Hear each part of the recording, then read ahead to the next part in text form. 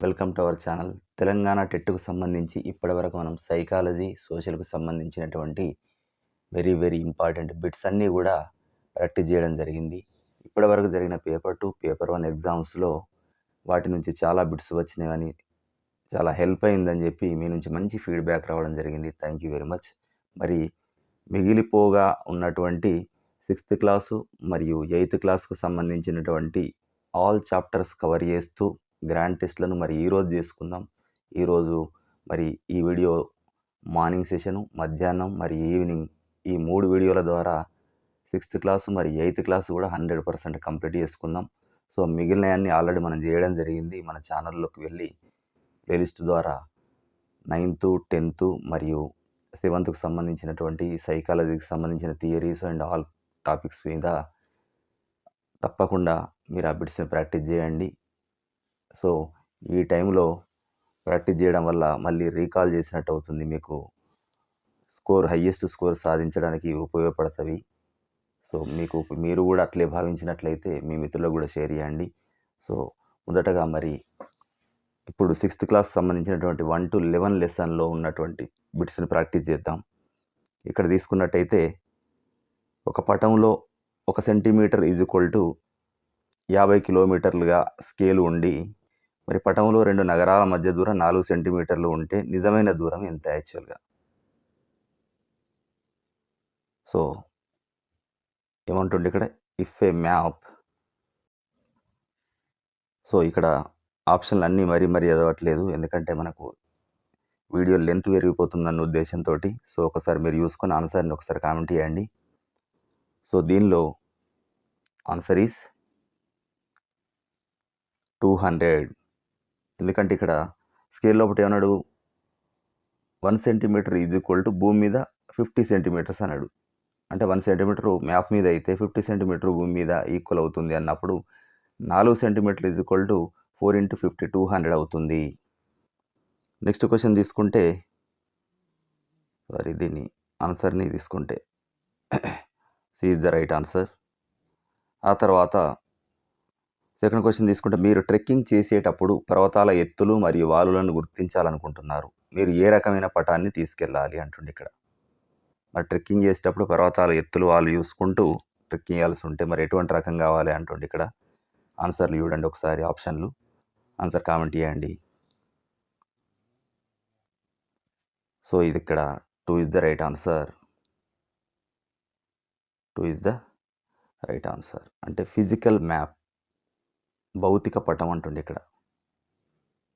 జనరల్గా భౌతిక పటాలు అనగానే ఏమవుతుంది, పర్వతాలు, నదులు, పీఠభూములు ఇట్లాంటి సహజ స్వరూపాలను చూడడానికి కొరకు ఈ భౌతిక పటాలు ఉపయోగించడం జరుగుతుంది. కనుక ఇది హెల్ప్ అవుతుంది అన్నది ఇక్కడ ఉద్దేశం. సో ఈ బిట్స్ అన్నీ కూడా మరి అప్లికేషన్ మెథడ్లో ఇప్పటివరకు మనకు ఎగ్జామ్లో వస్తున్నటువంటి అప్లికేషన్ మెథడ్ను అదే మెథడ్లో ఈ బిట్స్ తయారు చేయడం జరిగింది. సో తప్పకుండా మీకు ఉపయోగపడుతుంది. మీ మిత్రులందరూ కూడా ఉపయోగపడాలంటే మరి లైక్ చేయండి. మీరు లైక్ చేయడం వల్ల ఎక్కువ మందికి రీచ్ అవుతుంది. మిత్రులందరూ కూడా షేర్ చేయండి. థర్డ్ క్వశ్చన్ తీసుకుంటే ఒక పటంలో పైభాగానికి బాణం గుర్తుంది కానీ దిక్కు పేరు లేదు. సాధారణంగా అది ఏ దిక్కును సూచిస్తుంది? అంటే ఒక పటం పైన పై దిక్కు బాణం ఒక యారో మార్క్ మాత్రమే ఉన్నది. కానీ మరి అది ఏ డైరెక్షన్ అనేది మాత్రం రాసి లేదు. సో ఆన్సర్ కామెంట్ చేయండి. సో ద ఆన్సర్ ఈస్ ఉత్తరం అవుతుంది. ఇక్కడ ఏమవుతుంది? ఆన్సర్ ఈస్ ఉత్తరం. C is the right answer ఇక్కడ. ఎందుకంటే పటం పైన ఎప్పుడు కూడా ఉత్తరం దిక్కే సూచించడం జరుగుతుంది. సో బాణం గుర్తు వేసి ఉన్నది అంటే ఉత్తరం అని రాయకపోయినప్పుడు కూడా మనం ఉత్తరం అనే అనుకోవాలి. క్వశ్చన్ నెంబర్ 4 తీసుకుంటే మీరు ఉదయించే సూర్యునికి అభిముఖంగా నిలబడ్డారు. మీకు ఏ వైపున ఉత్తర దిక్కు ఉంటుంది అంటుండే ఇక్కడ. ఉదయించే సూర్యునికి మనం ఎదురుగా నిలబడ్డాం. మరి ఏ వైపున ఉత్తర దిక్కు ఉంటుంది?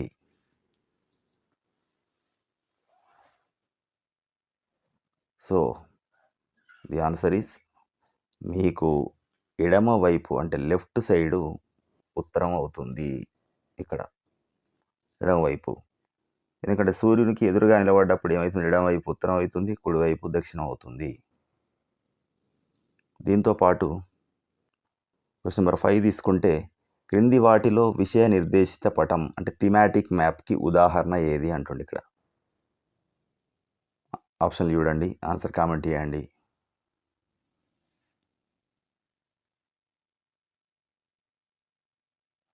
సో ది ఆన్సర్ ఈజ్ ఇక్కడ వర్షపాతం. తెలంగాణలో కూడా వర్షపాత విస్తరణ చూపేది అంటుండే ఇక్కడ. C is the right answer అనుకుంటున్నాం. అంటే ఓవరాల్గా ఈ థీమాటిక్ మ్యాప్స్ విషయ నిర్దేశిత పటాలు ఏం సూచిస్తాయి అంటే వర్షపాతం, జనాభా, పంటలు ఇట్లాంటి ఏదైనా ఒక నిర్దిష్ట విషయం గురించి చెప్తే దాన్ని మనకు. సో ఇది థీమాటిక్ మ్యాప్ సంబంధించినటువంటి విషయం. మీరు భూమధ్య రేఖ మీద నిలబడి ఉంటే మీరు ఏ గోళార్ధంలో ఉన్నట్టు అంటుండే ఇక్కడ. ఆన్సర్లు చూడండి, ఆప్షన్లు, ఆన్సర్ కామెంట్ చేయండి. జనరల్ భూమధ్య రేఖ అనేది భూమిని 2 అర్ధ భాగాలుగా విభజించడం జరుగుతుంది గనక ఇది బార్డర్ గనక మరి ఆన్సర్ ఏమవుతుంది? సి అవుతుంది. మీరు ఏ సరిహద్దు అంటే సరిహద్దు మీద మాత్రమే ఉన్నారు, ఏ అర్ధగోళంలో కూడా లేరు. క్వశ్చన్ నెంబర్ 14 తీసుకుంటే అంటార్క్టికా ఖండం అనేది మిగిలిన ఖండాల కంటే భిన్నమైనది ఎందుకంటే? ది ఆన్సర్ ఈజ్ ఇది దక్షిణ ధ్రువ ప్రాంతంలో ఉండడం వల్ల ధ్రువ ప్రాంతంలో ఉంది కాబట్టి పూర్తిగా మంచుతోటి కప్పబడి ఉన్నది. సో ఇక్కడ B is the right answer. It is permanently covered with the ice. Question number 12 తీసుకుంటే ఒక ప్రాంతం యొక్క సమయాన్ని లెక్కించడానికి ప్రాథమికంగా వేటిని ఉపయోగిస్తారు అంటుండే ఇక్కడ. సో ఇక్కడ ఆన్సర్ ఏంటిది? రేఖాంశాలు. సమయాన్ని లెక్కించడానికి రేఖాంశాలను అంటే లాంగిట్యూడ్స్ని ప్రధానంగా తీసుకోవడం జరుగుతుంది. B is the right answer. Question number 13 తీసుకుంటే వికారాబాద్ ఏ కొండలకు ప్రసిద్ధి? The answer is B Ananthagiri hills. B is the right answer. 14th పీఠభూములను టేబుల్ ల్యాండ్స్ అని ఎందుకు అంటారు?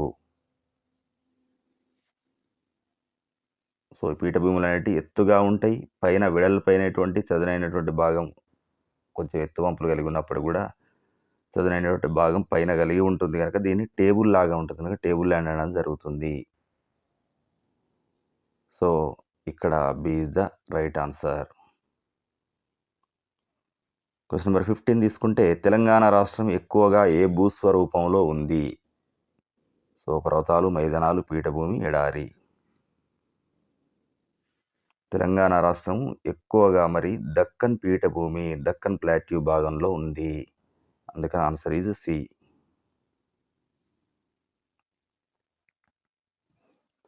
దక్కన్ పీఠభూమి లోపల గోదావరి, కృష్ణా వంటి నదులు తూర్పు వైపు ప్రవహిస్తాయి. మరి ఇది దేన్ని సూచిస్తుంది అంటుండే ఇక్కడ.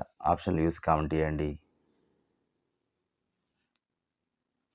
సో ఇక్కడ పశ్చిమ కనుమల లోపల పుట్టినటువంటి నదులు తూర్పు వైపు ప్రవహించడానికి కారణం ఈ పీఠభూమి అనేది తూర్పు వైపుకు వాలి ఉంది పశ్చిమం నుంచికి. So the answer is B. Question number 17 తీసుకుంటే వ్యవసాయానికి డెల్టా అత్యంత సారవంతమైనవిగా ఎందుకు పరిగణించబడతాయి? డెల్టా ప్రాంతాలు ఎందుకంటే నదులు ప్రవహించేటువంటి క్రమం లోపల ఏం జరుగుతుందంటే తమతో పాటు తీసుకొచ్చేటువంటి మెత్తటి ఒండ్రు మట్టిని ఇది నది ముఖద్వారం దగ్గర డిపాజిట్ చేయడం జరుగుతుందండి, నిక్షేపించబడతాయి. సో అందుకని ఇక్కడ ఆన్సర్ ఈస్ బి. సో ఈ క్వశ్చన్లన్నీ కూడా అప్లికేషన్ మెథడ్లో 6th క్లాస్కు సంబంధించి 1 to 11 చాప్టర్స్ నుంచి తీసుకోవడం జరిగింది.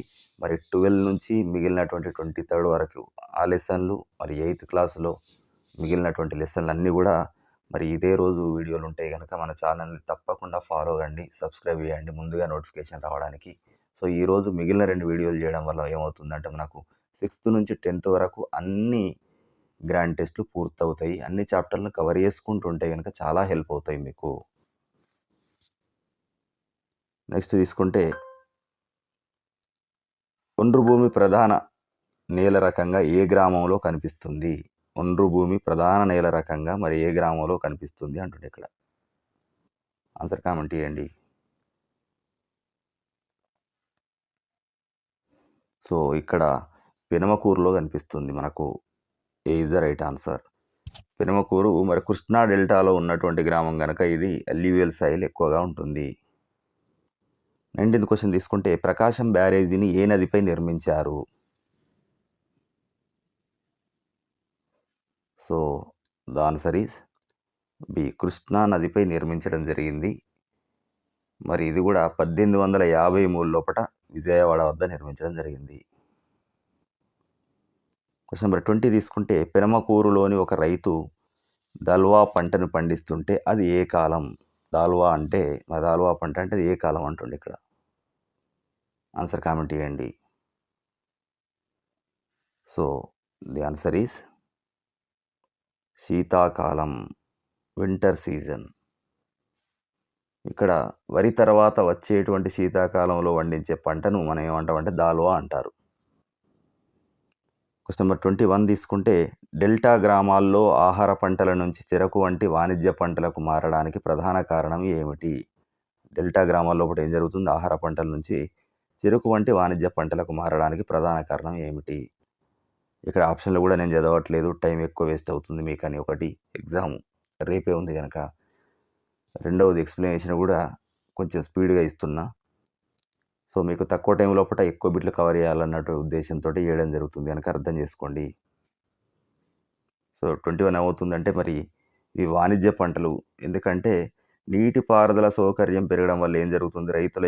రైతుల ఆహార పంటల కంటే కూడా లాభదాయకమైనటువంటి వాణిజ్య పంటల వైపు అంటే చెరుకు, కూరగాయల వైపు మొగ్గు చూపుతారు అన్నట్టు ఇక్కడ.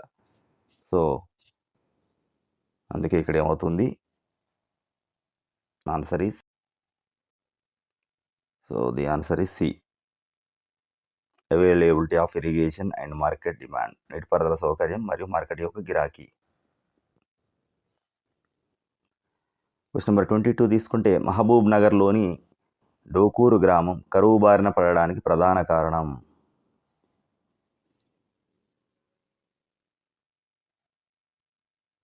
సో ద ఆన్సర్ ఈస్ మరి ఇక్కడ బి. లో అండ్ అన్సర్టైన్ రెయిన్ఫాల్. తక్కువ మరియు అనిశ్చిత వర్షపాతం అనేది దీనికి కారణమవుతుంది. క్వశ్చన్ నెంబర్ 23 తీసుకుంటే చైన్ ఆఫ్ ట్యాంక్స్ అంటే డోకూరు వంటి పీఠభూమి ప్రాంతాల లోపల చెరువుల యొక్క గొలుసుకట్టు వ్యవస్థ ఉన్నది. మరి దాని ఉద్దేశం ఏమిటి అంటుంది ఇక్కడ. సో వర్షపు నీరు వృధా కాకుండా ఉండాలంటే ఒక చెరువు నిండిన తర్వాత మరొక చెరువులోకి నీళ్లు వెళ్ళేలా వేసేటువంటి పాత పద్ధతి ఇది నీటిపారుదల పద్ధతి. సో మరి ఎందుకోసం చూస్తుంది? Answer is B. వర్షపు నీటి నిల్వ చేసి మరియు సాగు కోసం ఉపయోగించడానికి ఇది యూజ్ అవుతుంది. క్వశ్చన్ నెంబర్ 24 తీసుకుంటే డోకూరులో నీటి నిల్వ ఉంచుకునే సామర్థ్యం ఉండి మరి తడిసినప్పుడు జిగటగా మారేటువంటి నేల ఏది? నీటి నిల్వ ఉంచుకునే సామర్థ్యం ఉంటుంది, మరి వర్షంలో లేదా తడిసినప్పుడు జిగటగా మారే నేల ఏది? సో ద ఆన్సర్ ఈజ్ నల్లరేగడి నేల. జనరల్గా ఈ నేలలు నీటిని ఎక్కువ కాలం నిల్వ ఉంచుకుంటాయి. వీటిని రేగురు నేలలను కూడా అనడం జరుగుతుంది. So the answer is B. Question number 25 తీసుకుంటే పెనుగోలు గ్రామ ప్రజలు పోడు వ్యవసాయం చేస్తారు. దీనికి మరో పేరు ఏమిటి?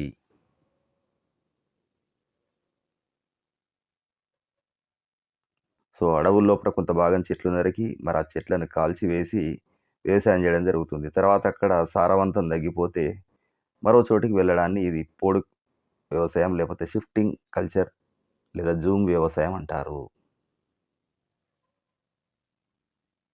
So the answer is C. Shifting cultivation. Question number 26 తీసుకుంటే పెనుగోలు వంటి కొండ ప్రాంతాల్లో సాధారణంగా నివసించేవారు ఎవరు? సో ఇది కొండ ప్రాంతంలో ఉన్న గ్రామం కాబట్టి ఇక్కడ గిరిజన తెగలు, కోయలు వంటి వారు నివసించడం జరుగుతుంది. So the answer is B. గోండులు, కోయలు లాంటి గిరిజన తెగలు ఇక్కడ నివసించడం జరుగుతుంది. పెనుగోలు కొండల ప్రాంతంలో ఉంది.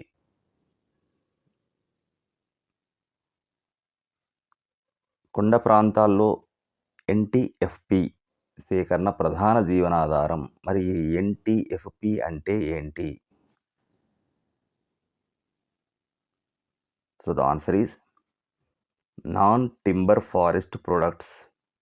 అంటే అడవి నుంచి లభించేటువంటి తేనె, జిగురు, వెదురు వంటి కలప గాకుండా ఉండేటువంటి ఉత్పత్తులు అన్నట్టిక్కడ. So, B is the right answer. కలప కాని అటవీ ఉత్పత్తుల్ని మనం ఎన్‌టిఎఫ్‌పి అంటాం. ప్రాచీన కాలంలో మానవులు ఒకే చోట స్థిరపడడానికి దారి తీసినటువంటి ప్రధాన మార్పు ఏది? ప్రాచీన మానవులు ఒకే చోట స్థిరపడడానికి దారి తీసిన మార్పు ఏంటి? సో, ఆన్సర్ ఈజ్ ఇక్కడ మరి వ్యవసాయం. ఇక్కడ మానవుడు వేటగాడి నుంచి ఏమైపోయింది అంటే, ఒక స్థిరపడినటువంటి రైతుగా మారడానికి కారణం ప్రధానంగా వ్యవసాయమే. So, answer is B. Invention of agriculture. వ్యవసాయం ప్రారంభించడం. క్వెషన్ నెంబర్ 29 తీసుకుంటే నియోలిథిక్ అంటే నవీన శిలాయుగంను ఇలా కూడా పిలుస్తారు. సో, ఆప్షన్లు చూసి ఆన్సర్ కామెంట్ చేయండి. సో, అప్లికేషన్ మెథడ్‌లో తయారు చేసినటువంటి బిట్స్ మీకు తప్పకుండా ఉపయోగపడతాయి. లైక్ చేయడం మర్చిపోవద్దు. మీరు లైక్ చేయడం వల్ల ఎక్కువ మందికి రీచ్ అవుతుంది. మీ మిత్రులకు కూడా షేర్ చేసినట్లయితే వారికి ఉపయోగపడుతుంది రేపటి ఎగ్జామ్‌కి. సో, ఆన్సర్ ఇక్కడ ఏం జరుగుతుందంటే, సుమారు 10,000 సంవత్సరాల క్రితం మానవుడు వ్యవసాయం ప్రారంభించినటువంటి కాలాన్ని మనం నియోలిథిక్ ఏజ్ నవీన శిలాయుగం అంటున్నాము. So, A is the answer, right answer.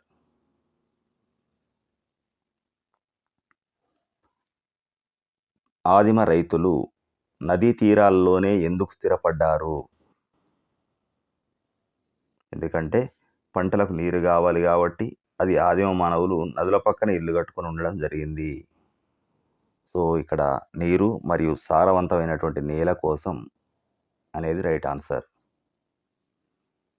31 తీసుకుంటే కుక్కలు, గొర్రెలు వంటి జంతువులను మచ్చిక చేసుకోవడం వల్ల ఆదిమ మానవులకు లభించిన ప్రయోజనం. ఆన్సరు మరి కుక్కను వేట కొరకు లేదా రక్షణ కొరకు, మరి గొర్రెలనేమో ఆహారం మరియు ఉన్ని కోసం మానవుడు మొట్టమొదట మచ్చిక చేసుకోవడం జరిగింది. సో, ఇక్కడ ఏమవుతుంది మరి రక్షణ మరియు ఆహార వనరు. B is the right answer అవుతుంది. ఖరీఫ్ మరియు రబీ పంటల మధ్య ప్రధాన వ్యత్యాసం ఏమిటి?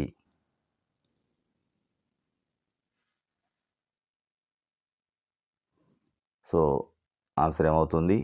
ఇక్కడ ఆ విత్తనాలను విత్తేటువంటి కాలాన్ని తేడా ఆ ప్రధాన వ్యత్యాసం ఉంటుంది. అంటే జనరల్‌గా వర్షాకాలం లోపట అంటే జూన్, జూలై ప్రాంతం లోపట విత్తనాలు విత్తడం ఖరీఫ్ అని, శీతాకాలంలో వేసేటువంటి పంటల్ని రబీ అనడం జరుగుతుంది. క్వెషన్ నెంబర్ 33 తీసుకుంటే హరిత విప్లవం ప్రధానంగా ఏ పంటల దిగుబడిని పెంచడంపై దృష్టి సారించింది? హరిత విప్లవం.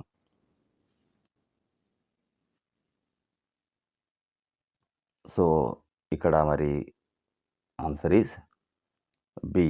గోధుమ మరియు వరి.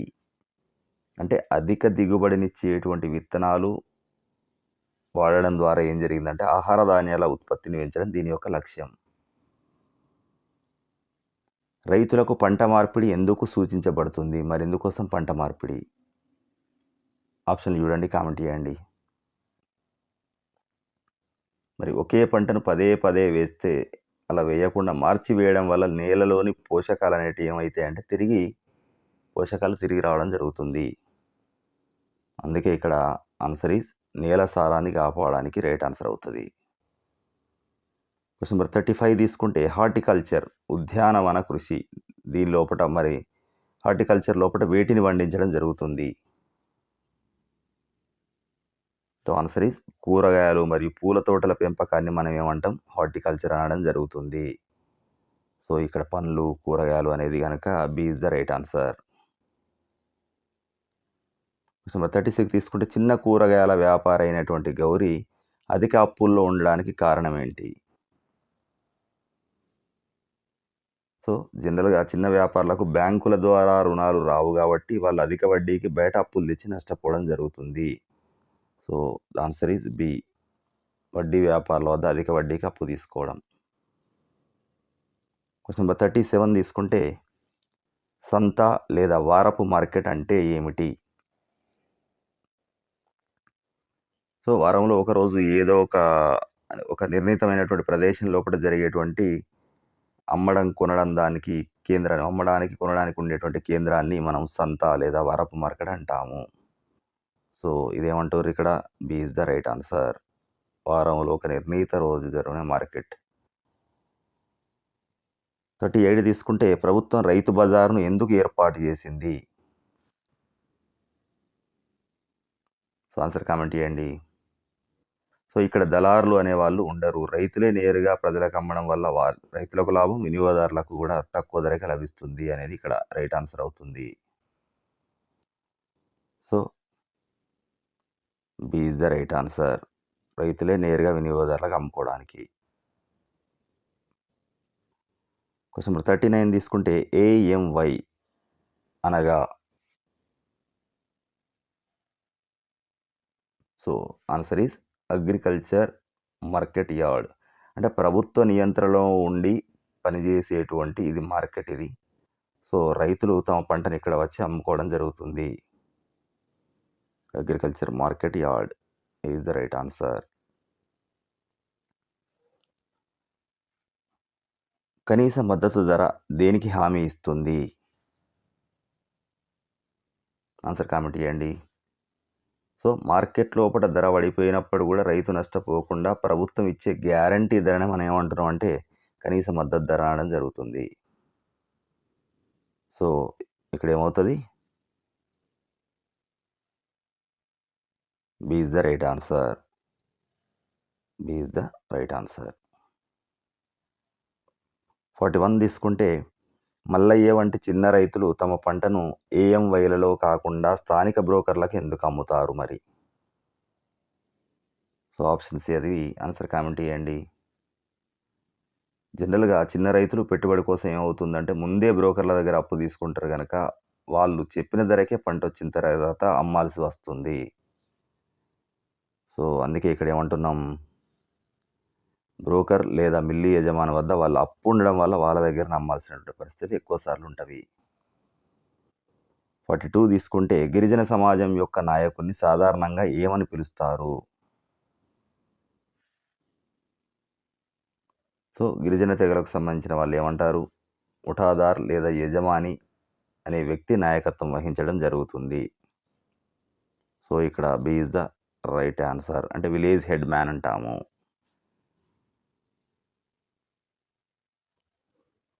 క్వెషన్ నెంబర్ 43 తీసుకుంటే గిరిజన తెగల్లో నిర్ణయాలు సాధారణంగా ఎలా తీసుకోబడతాయి?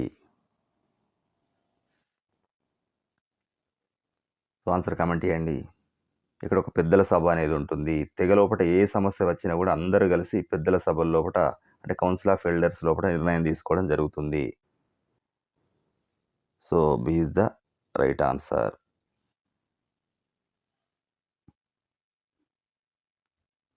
తెలంగాణలోని ఆదిలాబాద్ ప్రాంతంలో కనిపించే గిరిజన తెగ ఏది? సో, తెలంగాణ లోపల ముఖ్యంగా ఆదిలాబాద్ జిల్లా అడవుల లోపట గోండు తెగ వారు ఎక్కువగా ఉండడం జరుగుతుంది. So, the answer is A.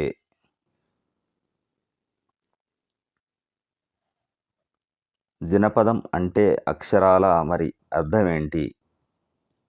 Answer ఆప్షన్లు చూసి ఆన్సర్ కామెంట్ చేయండి. సో, జనులు స్థిరపడిన భూమి అని దీనికి అర్థం. వీటినే కాలక్రమేణాగా అవి పెద్ద అయిన కొద్దీ వాటిని మహాజనపదాలుగా మారడం జరిగింది.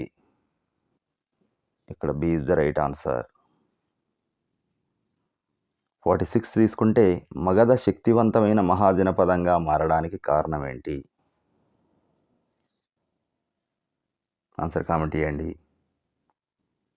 సో, ఇది మగధ బలమే దానికి కారణం. అంటే గంగా నది తీరాన ఉండడం వల్ల వాళ్ళకు సారవంతమైనటువంటి భూమి లభించింది. మరి జార్ఖండ్ సమీపంలో ఉండడం వల్ల ఇనుప గనుల లభ్యతతోటి కూడా మగధ బలంగా మారింది.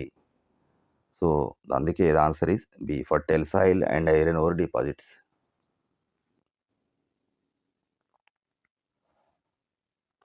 సో, మగధ సామ్రాజ్యం యొక్క రాజధాని ఏది అంటుండే ఇక్కడ? ఆన్సర్ కామెంట్ చేయండి. The answer is Rajagriha. జనరల్‌గా ఇది మగధ సామ్రాజ్యానికి మొదటి రాజధాని రాజగృహం. తర్వాత అదేమైపోయిందంటే పాటలిపుత్రానికి మారింది. సో, ఇక్కడ ఏమనాలంటే మగధ సామ్రాజ్యం యొక్క మొదటి రాజధాని అనాలిక్కడ క్వెషన్. అన్నప్పుడు రాజగృహం అవుతుంది. మరి తర్వాత ఎక్కడికి మారిందన్నప్పుడు పాటలిపుత్రానికొస్తుంది. సో, మొదటగా అనుకుంటే ఇది రాజగృహం ఆన్సర్. మగధ పాలకులలో దమ్మ విధానానికి ప్రసిద్ధి చెందినవారు ఎవరు?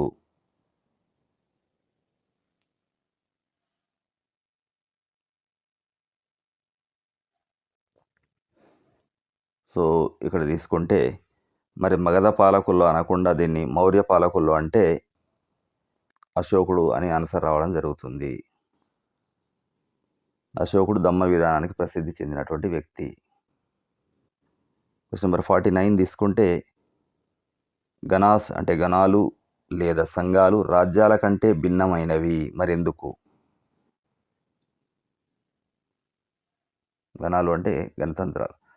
సో, ఇక్కడ ఏం జరిగిందంటే వజ్జీ వంటి గణ సంఘాల లోపట ఎట్లుండే అంటే ఒకే రాజు ఉండడు. ఒక బృందం పరిపాలన చేయడం జరుగుతుంది. సో, ఇక్కడ అందుకే ఆన్సర్ ఏమవుతుందంటే బి అవుతుంది. అక్కడ ఒక బృందం లేదా అనేక మంది కలిసి రాజులుగా కలిసి పాలించడం జరుగుతుంది. ఈ గణ వాటిల్లో. క్వెషన్ నెంబర్ 50 తీసుకుంటే ప్రాచీన కాలంలో రాజులు కోటలను ప్రధానంగా ఎందుకు నిర్మించారు? మరి ప్రాచీన కాలం లోపట ఎందుకు కోటలు నిర్మించడం జరిగింది రాజులు? ఆన్సర్ కామెంట్ చేయండి. సో, శత్రువుల నుంచి రక్షణ కోసం మరియు తమ అధికారాన్ని చాటుకోవడానికి కూడా రాజులు ఎత్తైన గోడలతోటి పెద్ద పెద్ద కోటలు నిర్మించేటోళ్ళు. తమ అధికార దర్పం ప్రదర్శించడానికి కూడా. సో, శత్రువుల దాడి నుంచి రక్షణ కోసం అనేది ప్రాథమికమైనటువంటి కారణం. Is the right answer. So, ఇక్కడ మనం 6th క్లాస్‌కు సంబంధించినటువంటి ఫస్ట్ లెసన్ నుంచి 11th లెసన్ వరకు ఉన్నటువంటి అతి ముఖ్యమైనటువంటి బిట్లు తీసుకోవడం జరిగింది. సో, ఇప్పుడు 12th నుంచి 23rd వరకు మరియు 8th క్లాస్‌లో మిగిలిపోయినటువంటి కొన్ని చాప్టర్‌లను కూడా మరి ఇదే రోజు పూర్తి చేద్దాం గనక మన ఛానల్‌ని తప్పకుండా ఫాలో అవ్వండి. మిగతా 2 వీడియోలు కూడా ఇవాళే కంప్లీట్ చేద్దాం. Thank you very much.